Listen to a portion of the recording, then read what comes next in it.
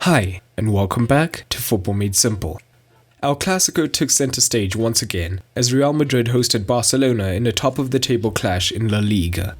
Zidane bested Setien, and Madrid came away 2-0 winners thanks to Vinicius and Mariano. Real were clinical with their chances and Barcelona wasteful, as they actually ended with a higher XG. But what tactics did both managers use? Well, let's take a look at a few of the key concepts. Don't forget to drop anything else you noticed down below. A quick reminder of the formations, as Real Madrid was on paper in a 4-3-3, and in response, Setien used a 4-3-3 of his own, as you can see on the OneFootball app. If you want match updates, stats, as well as news about your favorite club, you can check out the OneFootball app through the link in the description below. As Barcelona had more of the ball, let's start with what they looked to do in possession. As usual, Barcelona looked to play out from the back through controlled short passing from the centre-backs.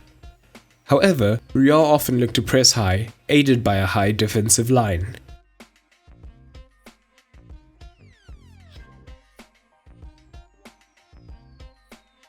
Benzema would often push high between the centre-backs to cut off the passing route, which would allow Barcelona to easily switch sides of play.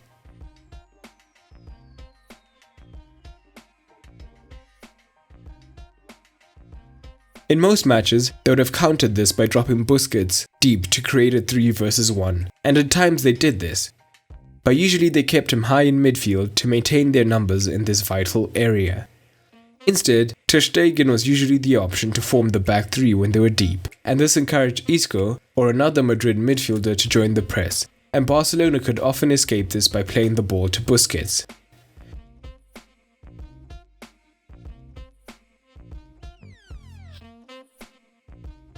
Keeping Busquets high aided their ploy of attacking through the centre.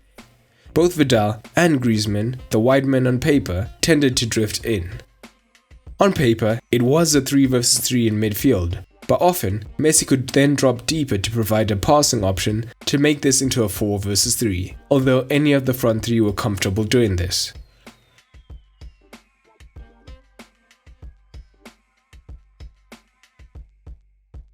Sergio Ramos is a front foot defender, always looking to pressure the forwards as they receive the ball, and this often meant he was dragged out of position chasing the forward.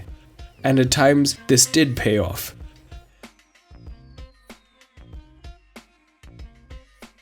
However, this often left space in the centre when he was dragged out of position, and with the high line Real used, Barcelona could look to take advantage of this, as shown by a Messi chance.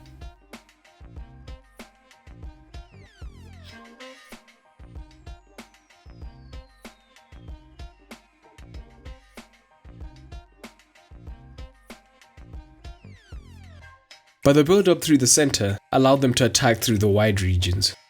By Barcelona tucking in both their wingers, in addition to having their midfielders central as well, drew Madrid central defensively, who seemed happy to give up the wings as they defended in a narrow 4-4-1-1 shape.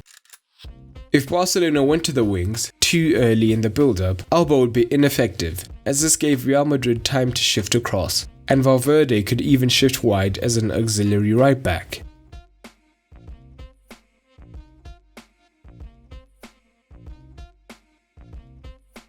Instead, Barcelona used central combinations between the forwards and the midfielders, whilst Alba was moving up on the wing towards the box.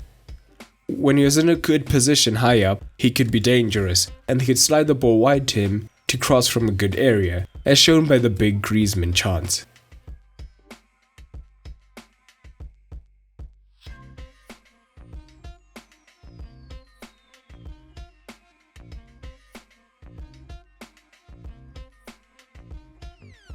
Now let's look at what Madrid did during their attacking phase of play. Real Madrid also looked to play out from the back, and Barcelona did look to press them high at times. However, when they couldn't win the ball high, they dropped into a 4-4-2, with Vidal shifting wide and to the right. This meant at times they only had 2 central midfielders as opposed to Real's 3, so Casemiro could look to get on the ball more, completing the second most passes for Madrid. Madrid generally kept their width well, with Valverde and Vinicius staying wide during the build-up, to try and create more space centrally to exploit with their midfield numbers. Vinicius in particular pushed so high and so wide They essentially used a lopsided front two, as shown by the average positions. But commonly, Real looked to create a side overload on the left, as Marcelo pushed high, allowing Vinicius to either go deep or tuck in more centrally. If Marcelo pushed all the way up, Vinicius basically became a forward, often looking to make his way into the box or to get on the end of a cross.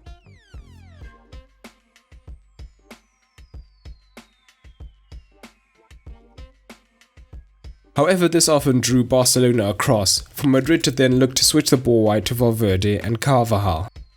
In fact, occasionally, even with the ball on the left, Benzema joined in wide right to give them the numerical advantage once the ball was switched.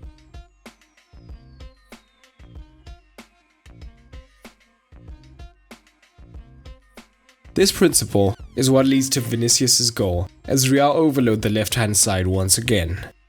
Semedo is occupied by Benzema, which frees Vinicius to run off of him and leads to the goal. Overall, Barcelona will be regretting missing a few good chances, but I'd like to know who you think will win La Liga in the end. Today's video was slightly shorter than usual, so get down in the comments and discuss what other tactics you noticed with your fellow football lovers. But that's all for today, and remember, keep it simple.